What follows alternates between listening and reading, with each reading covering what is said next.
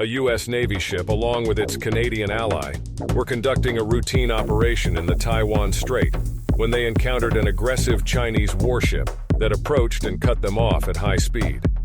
The lead U.S. ship had to maneuver quickly to avoid a collision with the Chinese vessel, which then followed them closely and continued to challenge and taunt them over their loudspeaker. The Chinese ship accused them of violating China's territorial waters and demanded they leave the area immediately.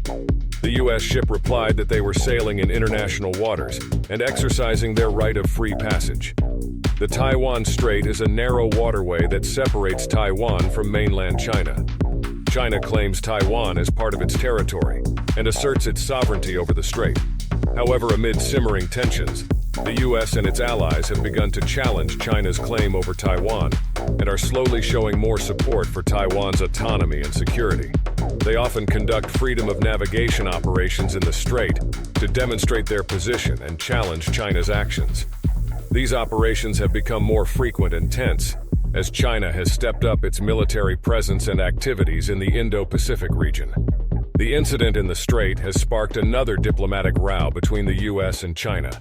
The U.S. condemned China's behavior as aggressive and irresponsible and said it violated international maritime law and norms. China defended its actions as legitimate and necessary, saying it was defending its sovereignty and interests.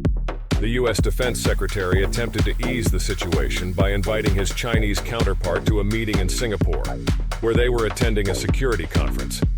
But the Chinese leader declined the invitation.